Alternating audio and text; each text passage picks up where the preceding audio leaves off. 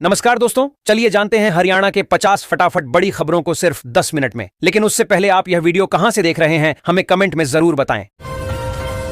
सिरसा में एसएससी किसानों को ट्रैक्टर पर 3 लाख तक की सब्सिडी, 15 जनवरी तक करें आवेदन।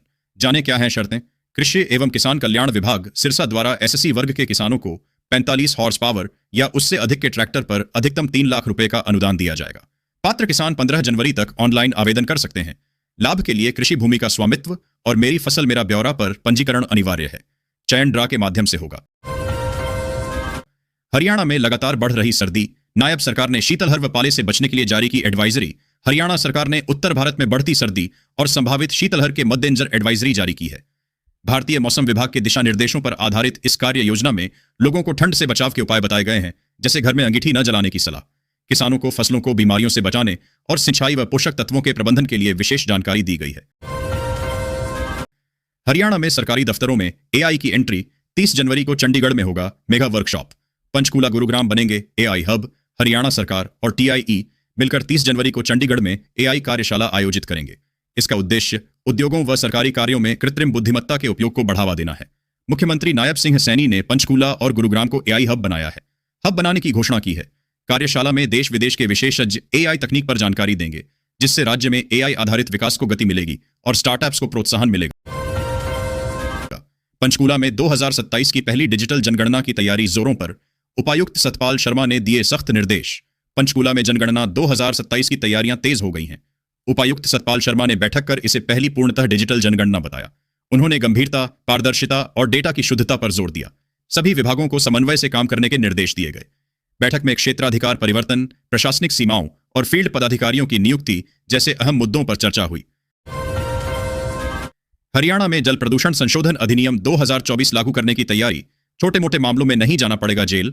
हरियाणा में जल प्रदूषण निवारण एवं नियंत्रण संशोधन अधिनियम 2024 लागू करने की तैयारी है।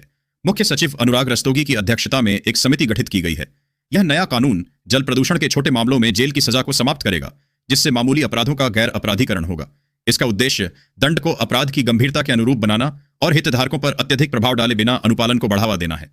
केंद्र सरकार को औद्योगिक संयंत्रों और बोर्ड अध्यक्षों की नियुक्ति संबंधी अधिकार भी मिलेंगे। फरीदाबाद में आज से शुरू होगी गुरुजी की ट्रेनिंग। सीखेंगे बच्चों को रोचक तरीके से पढ़ाना। बल्लभगढ़ खंड के 160 प्राथमिक शिक्षकों को निपुण हरियाणा मिशन के तहत एफएलएन प्रशिक्षण दिया जाएगा। यह प्रशिक्षण मंगलवार से 13 जनवरी तक राजकीय कन्या वरिष्ठ 10 माध्यमिक विद्यालय में आयोजित होगा। इसका उद्देश्य शिक्षा की गुणवत्ता में सुधार लाना, बच्चों को रोचक तरीके से पढ़ाना और गणित व हिंदी शिक्षण कौशल विकसित करना है। हरियाणा सरकार ने बदल दिए ग्राम सभा की बैठक के नियम। ग्राम सभा से पास कराने हैं प्रस्ताव।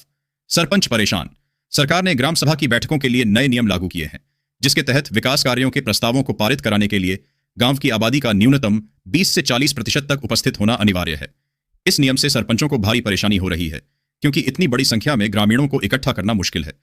सरपंचों का कहना है कि इससे विकास कार्य ठप हो सकते हैं और विरोधियों द्वारा बाधा डाली जा सकती है।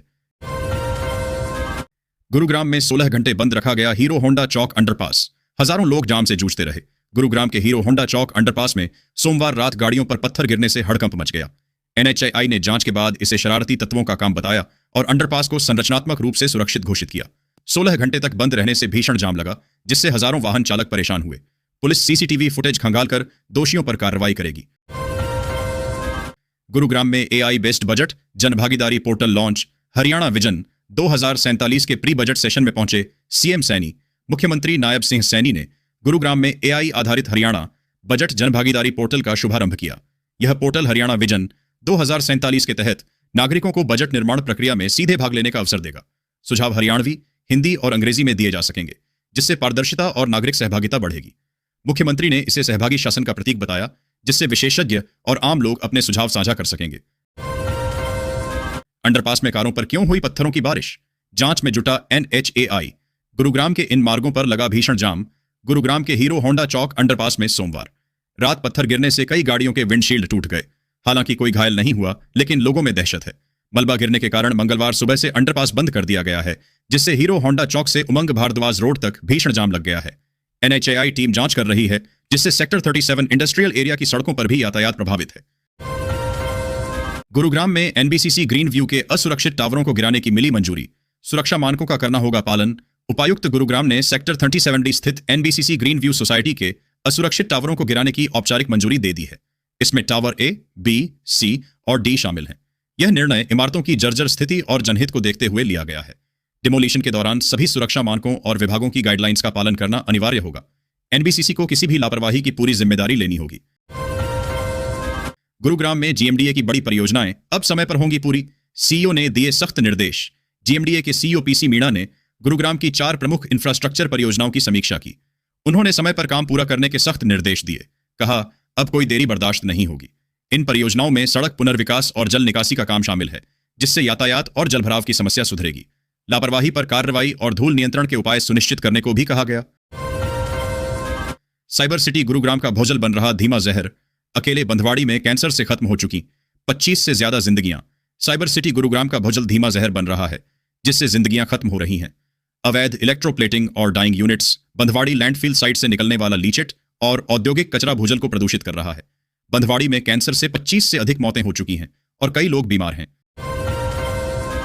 हांसी विधायक विनोद भयाना पर भड़के इनेलो नेता उम्मेद लोहान। अवैध कॉलोनियों और भूमि धोखाधड़ी के लगाए गंभीर आरोप। इनेलो नेता उम्मेद लोहान ने हांसी विधायक विनोद भयाना पर गंभीर आरोप लगाए हैं। लोहान के अनुसार भयाना अपने निजी हितों के लिए प्रशासन का दुरुपयोग कर अवैध कॉलोनियां कटवा रहे हैं। उन्होंने विधायक पर किसानों की जमीनें हड़पने और पिंक सिटी कॉलोनी में धोखाधड़ी से रास्ते की जमीन नगर परिषद के नाम कराने का भी आरोप लगाया। लोहान ने कहा कि भयाना जनता के हितों की बजाय कॉलोनी काटने में व्यस्त हैं। हरियाणा में कड़ाके की ठंड का कहर जारी। हिसार में 3 डिग्री तक लुढ़का पारा। मौसम विभाग ने जारी किया अलर्ट। मौसम में बदलाव से हरियाणा में तापमान तेजी से गिरा है। हिसार में 3.7 डिग्री की गिरावट दर्ज हुई। नारनौल में न्यूनतम तापमान 3 डिग्री रहा। सुबह शाम कोहरे से वाहन चालकों को परेशानी हुई, जबकि करनाल में ठंड से एक व्यक्ति की जान चली गई। मौसम विभाग ने मंगलवार को कोहरे का येलो अलर्ट जारी किया है और आने वाले दिनों में कड़ाके की ठंड व शीतलहर की चेतावनी दी है। हरियाणा में डिजिटल तरीके से होगी जनगणना। अप्रैल से शुरू होगा पहला चरण। कैथल में राष्ट्रीय जनगणना की तैयारियां तेज हो गई हैं। डीसी अपराजिता की अध्यक्षता में हुई बैठक में बताया गया कि इस बार जनगणना पूरी तरह ऑनलाइन और ऐप आधारित होगी। यह 2 चरणों में होगी। पहला चरण अप्रैल 2026 में मकानों की सूची और नागरिक रजिस्टर अपडेट करेगा, जबकि दूसरा चरण फरवरी-मार्च 2027 में जनसंख्या गणना करेगा। नागरिकों को स्वयं जानकारी दर्ज करने का विकल्प भी मिलेगा। सीवन में फायर स्टेशन को मिली हरी झंडी। जनता को मिलेगा फायदा। सीवन में जन सुरक्षा को सशक्त करने के लिए नए फायर स्टेशन की स्थापना को मंजूरी मिल गई है। विधायक देवेंद्र हंस के प्रयासों से यह लंबे समय से लंबित मांग पूरी हुई है। पहले आगजनी की घटनाओं में दमकल गाड़ियों के दूर से आने के कारण बचाव कार्यों में देरी होती थी, जिससे फसलों, गोदामों और रिहायशी इलाकों को भारी नुकसान होता था। यह निर्णय क्षेत्रवासियों के लिए बड़ी उपलब्धि है, जो बुनियादी ढांचे को मजबूत करेगा। रेवाड़ी में घने कोहरे और शीतलहर का कहर। हाईवे पर रेंगते दिखे वाहन। ट्रेनें भी चल रही लेट। रेवाड़ी में मंगलवार को घना कोहरा और शीतलहर लौट आई, जिससे जनजीवन प्रभावित हुआ। 2 दिन की राहत के बाद सोमवार रात से कोहरा गहराया, जिससे ठिठुरन बढ़ गई। लोग अलाव का सहारा ले रहे हैं। दिसंबर और जनवरी के शुरुआती दिन बिना बारिश के सूखे रहे। कोहरे के कारण यातायात धीमा हो गया है और कई ट्रेनें अपने निर्धारित समय से देरी से चल रही हैं। हरियाणा में भ्रष्टाचार 78% बढ़ा। ये सरकार की विफलता का प्रमाण। बीजेपी पर सांसद सैलजा का आरोप। सांसद कुमारी सैलजा ने हरियाणा में भ्रष्टाचार की स्थिति पर गंभीर चिंता व्यक्त की है। उन्होंने बताया कि पिछले 5 वर्षों में भ्रष्टाचार के मामलों में 78.48% की वृद्धि हुई है, जिससे राज्य देश में 7वें स्थान पर आ गया है। सैलजा ने भाजपा सरकार के जीरो टॉलरेंस के दावों को खोखला बताते हुए राजस्व, पुलिस और प्रशासनिक विभागों में व्याप्त भ्रष्टाचार पर सवाल उठाए। उन्होंने निष्पक्ष जांच और दोषियों पर सख्त कार्रवाई की मांग की। सरकारी स्कूलों में कम हुए 10,000 से ज्यादा छात्र। एक्शन में आया शिक्षा विभाग। 4 चरणों में कराएगा सर्वे। यमुनानगर के राजकीय स्कूलों में एक साल में 10,683 विद्यार्थी कम हुए हैं। शिक्षा विभाग 19 जनवरी तक 4 चरणीय सर्वे कर रहा है, ताकि पता चल सके कि कितने विद्यार्थी ड्रॉप आउट हुए या निजी स्कूलों में चले गए। इस सर्वे का उद्देश्य पढ़ाई छोड़ चुके बच्चों को शिक्षा की मुख्य धारा से जोड़ना है। शिक्षकों की कमी और संसाधनों का अभाव ड्रॉप आउट के मुख्य कारण बताए जा रहे हैं, जिससे सर्वे में भी बाधा आ रही है। हरियाणा में रिश्वतखोर अधिकारियों की खैर नहीं। पदभार संभालते ही एक्शन में एंटी करप्शन ब्यूरो प्रमुख अर्शिंदर सिंह चावला। हरियाणा राज्य सतर्कता एवं भ्रष्टाचार निरोधक ब्यूरो ने रिश्वतखोर अधिकारियों व कर्मचारियों को चिन्हित कर पकड़ने का निर्णय लिया है। ब्यूरो प्रमुख अर्शिंदर सिंह चावला ने पुलिस अधिकारियों को ऐसे बदनाम तत्वों की विस्तृत सूची तैयार करने के निर्देश दिए। उन्होंने कहा कि भ्रष्टाचारियों को कानून के शिकंजे में आना ही होगा और उन्हें रंगे हाथों पकड़ा जाए। ब्यूरो का लक्ष्य व्यवस्था को शुद्ध करना और जनता का विश्वास मजबूत करना है। पंचकूला में धोखाधड़ी के आरोपित फाइनेंसर के घर क्राइम ब्रांच का छापा। 1 किलो सोना और 18 लाख कैश बरामद। पंचकूला में फाइनेंसर मुकेश गोयल के घर क्राइम ब्रांच ने 80 लाख रुपए के ब्याज धोखाधड़ी मामले में छापा मारा। छापेमारी में 990 ग्राम सोना और 18 लाख रुपए से अधिक नकद बरामद हुए। मुकेश गोयल पर गलत तरीके से लोन देने और अत्यधिक ब्याज वसूलने का आरोप है।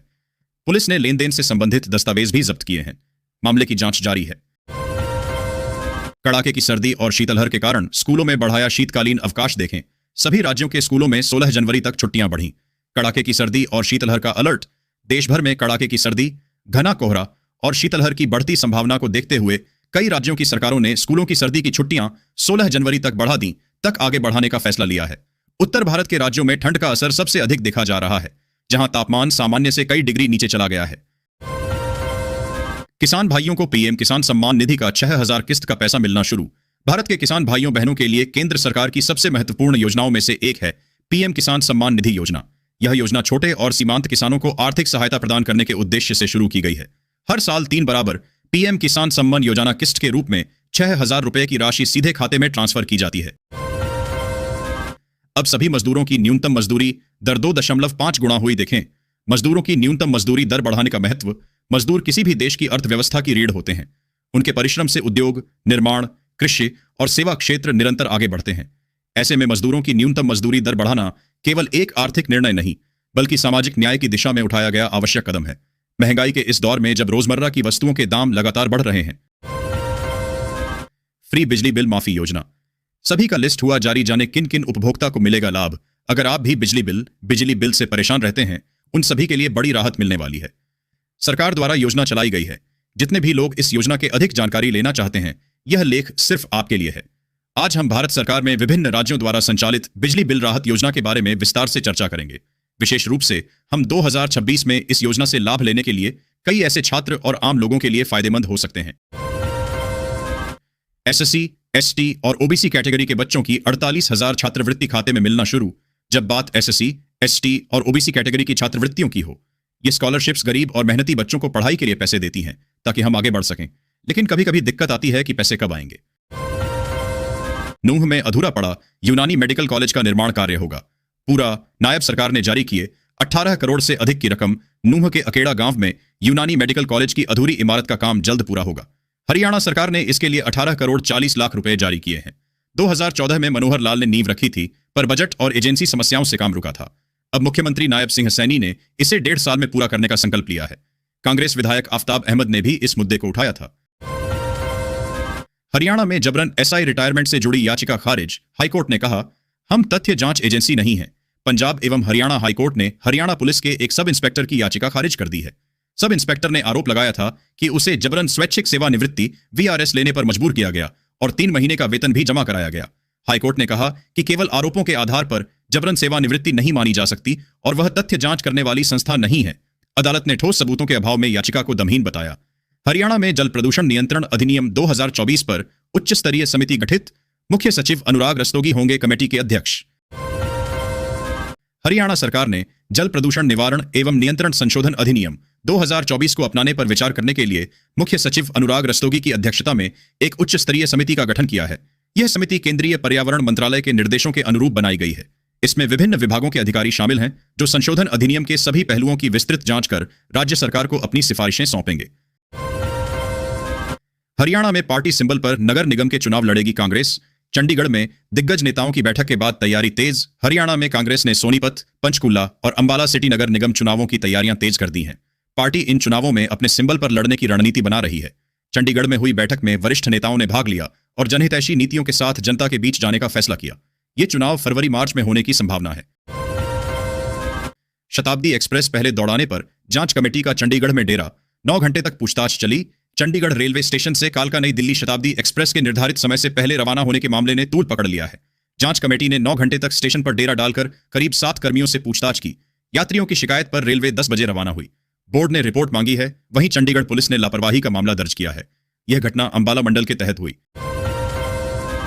फरीदाबाद में बड़े एक्शन की तैयारी। 50 बकायेदारों की सूची तैयार। सरकारी दफ्तरों पर भी कसेगा शिकंजा। नगर निगम ने 1 लाख रुपए से अधिक के 50 बकायेदारों की सूची तैयार की है। आज से फरीदाबाद के हर जोन में इन बकायेदारों के खिलाफ एक साथ सख्त कार्रवाई शुरू होगी। यह अभियान बकाया वसूली और नियमों के पालन को सुनिश्चित करने के लिए चलाया जा रहा है। इसका उद्देश्य शहर में वित्तीय अनुशासन बनाए रखना और राजस्व संग्रह में सुधार करना है। कैथल में पुलिस कर्मियों ने कश्मीरी युवक संघ दिखाया भाईचारा, वायरल हुआ वीडियो।